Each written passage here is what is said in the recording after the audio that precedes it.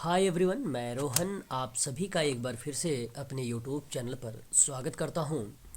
जैसा कि आप सभी लोगों को पता है कि मैं अपने यूट्यूब चैनल पर समाज कार्य के बारे में संपूर्ण जानकारी प्रोवाइड कराता हूं और मेरी जो क्लास होती है शाम 6:30 PM और एक क्लास 8 PM होती है।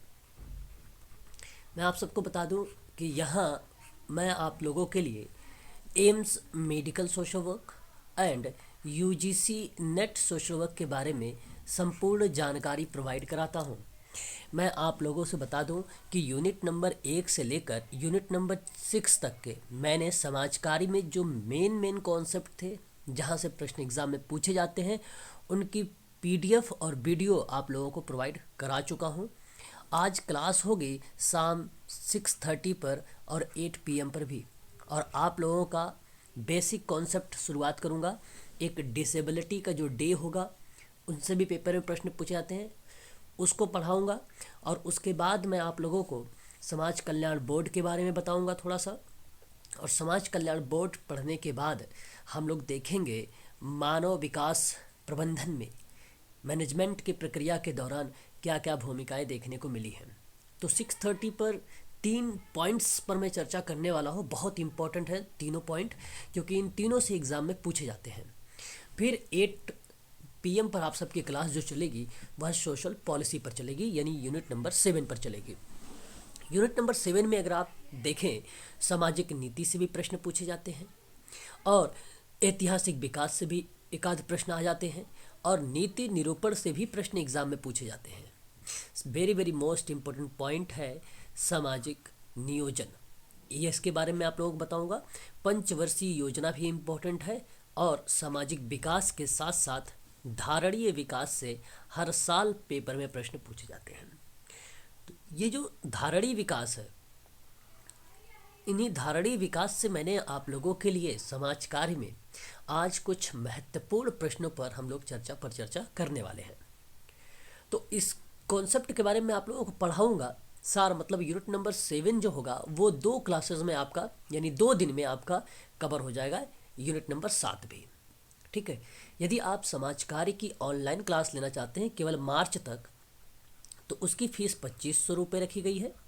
और यदि आप मार्च और प्लस में जून तक का भी अगर आप क्लास लेना चाहते हैं तो उसकी फ़ीस आपको बता दूं, मार्च प्लस जून प्लस दिसंबर कर लीजिए, दिसंबर 2023, ठीक है। अगर आप इनकी क्लास लेना चाहते हैं तो मैं आपको बता दूं 5000 इसकी फ़ीस रखी गई है और 5000 आपको 2 किस्तों में जमा करनी है, 2500 रुपये करके। यदि आप एक साथ जमा करेंगे तो 4000 में आपको जो है ये क्लासेस दी जाएगी, यानी मार्च में भी एग्ज़ाम में बैठेंगे, जून में भी और दिसंबर में भी। इन तीनों में आप लोगों को एक बार जो है JRF लाना है सोशल वर्क में, ठीक है। हमारा कॉन्सेप्ट इसी पर आधारित रहेगा। और मार्च में जैसे ही पेपर समाप्त होगा उसके बाद आपका एक नया बैच स्टार्ट होगा 10 मार्च के बाद, यानी 11 मार्च को आप लोगों का न्यू बैच यानी यूनिट नंबर 1 से क्लास स्टार्ट होगी और बेसिक कॉन्सेप्ट से मैं आप लोगों से चर्चा करूँगा। अधिक जानकारी अगर आपको लेनी है तो 8506031308 पर आप मुझे व्हाट्सअप भी कर सकते हो और कॉल भी कर सकते हो। समाज कार्य के बारे में संपूर्ण जानकारी ले सकते हो। ये जो आज के प्रश्न है आपके सामने, ये प्रश्न आप लोगों को MP सेट में भी पूछे जा सकते हैं।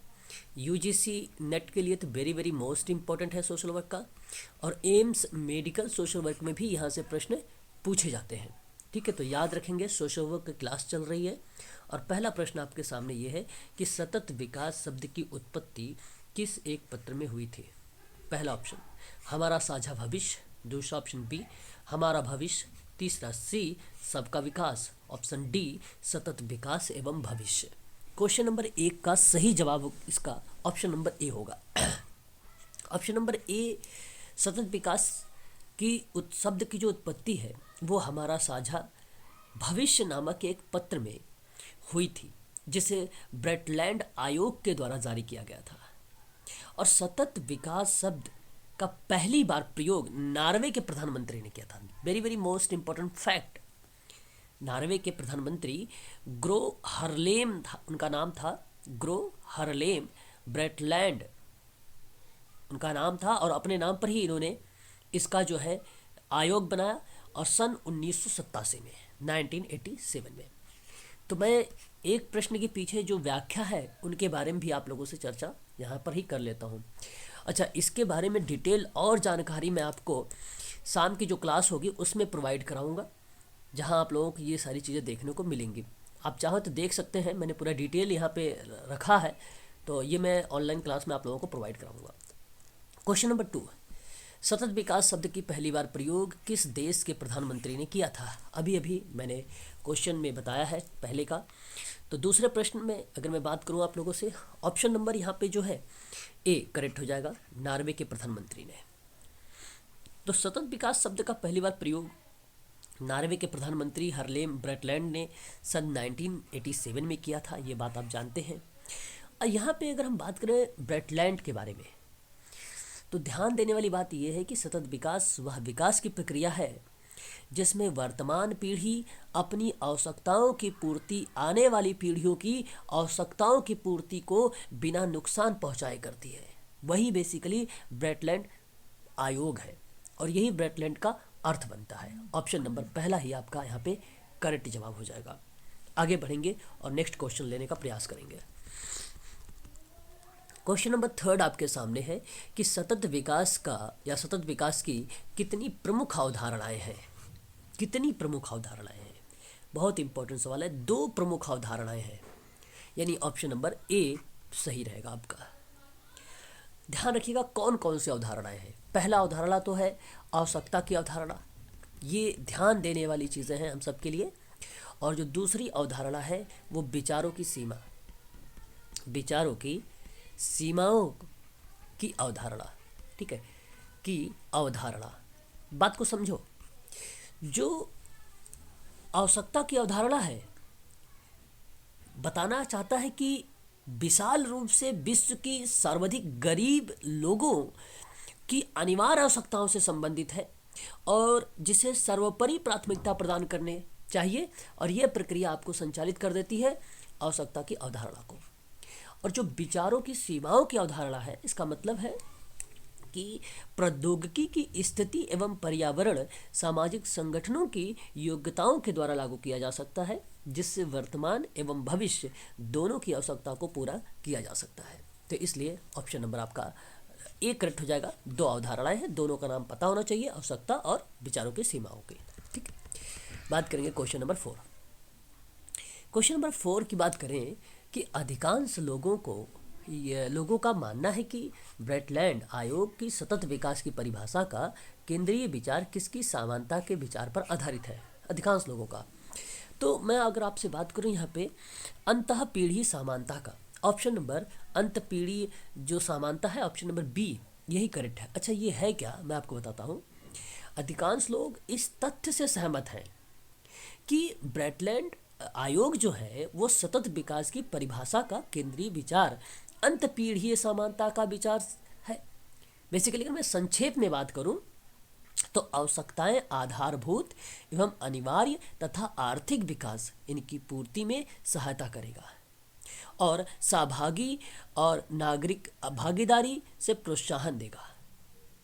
अतः इस परिभाषा को अन्य परिभाषाओं से अलग करने वाली एक अन्य विशेषता बन जाती है। इसीलिए ब्रेटलैंड आयोग द्वारा इसमें मानवता के तत्व को सम्मिलित किया जाना चाहिए या किया गया है। तो इसका सही जवाब ऑप्शन नंबर बी करेक्ट माना जाएगा फिर। ठीक है, क्वेश्चन नंबर 5 हमारे सामने कह रहा है सतत विकास में कौन सा स्तंभ सम्मिलित नहीं है? कौन सा स्तंभ सम्मिलित नहीं है? मैं आपको बता दूं, इकोनॉमिक डेवलपमेंट के बारे में बात हुई है, एनवायरमेंट प्रोटेक्शन के बारे में बात भी हुई है, सोशल इक्वालिटी की बात हुई है, लेकिन पॉलिटिकल इक्वालिटी के बारे में बात नहीं हुई है। यहाँ पर डी ऑप्शन सही होगा, सम्मिलित ही नहीं है। मतलब सतत विकास के 3 ही तो प्रमुख स्तंभ है। एक तो आर्थिक विकास है जो आपका पहला ऑप्शन दिखा रहा है, दूसरा पर्यावरण संरक्षण है जो आपका दूसरा ऑप्शन दिखा रहा है, तीसरा है सामाजिक समानता जो तीसरे ऑप्शन में है। तो एक और जहां अनेक लोग इस तथ्य से सहमत हैं कि इन अवधारणाओं में से प्रत्येक संवहनीय कि समग्र अवधारणाओं में अपना योगदान देती, तो वहीं दूसरी ओर यह अत्यंत कठिन है कि संपूर्ण विश्व के राष्ट्र की नीतियों में इन तीन स्तंभों हेतु सामान्य रूप से किए गए प्रयास के जो साक्ष्य हैं वो प्राप्त किए जा सके हैं। तो इसलिए यहाँ पे एक स्तंभ नहीं है, option number D political equality. Question number next लेंगे, और ये भी प्रश्न से आप सहमत रहेंगे। देखते हैं प्रश्न आपके सामने। संयुक्त राष्ट्र संघ के द्वारा पर्यावरण एवं विकास सम्मेलन अथवा रियो सम्मेलन कब आयोजित किया गया था? इंपॉर्टेंट सवाल है, आईएमपी करके इसे नोट कर लीजिएगा। देखिए, संयुक्त राष्ट्र संघ द्वारा पर्यावरण एवं विकास सम्मेलन ब्राजील के रियो डी जेनेरियो नगर में सन 1999 में आयोजित किया गया था, जिसे रियो सम्मेलन अथवा पृथ्वी सम्मेलन के नाम से जाना गया था। तो इसलिए ऑप्शन नंबर यहाँ पे जो सी वाला है ये करेक्ट माना जाएगा। क्वेश्चन नंबर नेक्स्ट देखेंगे कि एजेंडा 21 से संबंधित सत्य कथन कौन सा है इसमें, है ना, इसमें आपको बताना है। ऑप्शन नंबर ए वैश्विक संगठन, सत्य कथन नहीं है। राष्ट्रीय सम्मेलन नहीं है। हाँ, वैश्विक, राष्ट्रीय और स्थानीय स्तरों पर देखो तीनों चीज़ों मेंशन कर रही है। उठाए जाने वाले कदमों को सूचीबद्ध करने की एक बृहद घोषणा पत्र है, ये कहना उचित था, घोषणा पत्र, है ना। ऑप्शन नंबर यहाँ पे जो होगा आपको बता दूं मैं, सी करेक्ट माना जाएगा यहाँ पर, सी। देखिए, रियो सम्मेलन अथवा पृथ्वी सम्मेलन 1992 में आयोजित किया गया है। विगत दशक के प्रयासों के मूल्यांकन के साथ भावी पर्यावरण संरक्षण और सतत विकास हेतु दिशा निर्देश भी तैयार किए गए हैं, जिसे रियो घोषणा और बृहद स्वरूप को एजेंडा 21 के नाम से जाना जाता है या उसे पुकारा जाता है। तो एजेंडा 21 वैश्विक, राष्ट्रीय और स्थानीय आधारों पर किया जाने वाला जो कदम है उस कदमों को सूचीबद्ध करता है, तो जिससे भविष्य में पृथ्वी पर जीवन और अधिक टिकाऊ एवं अस्थायी हो सकता है। ठीक, तो क्वेश्चन नंबर 7 का ऑप्शन नंबर सी करेक्ट जवाब होगा। क्वेश्चन नंबर 8, देखिए, द्वितीय पृथ्वी सम्मेलन किस सम्मेलन को कहा गया है? देखिए, मैं आपको बता दूं, जो जोहान्सबर्ग है, यहाँ पे option number A he correct है।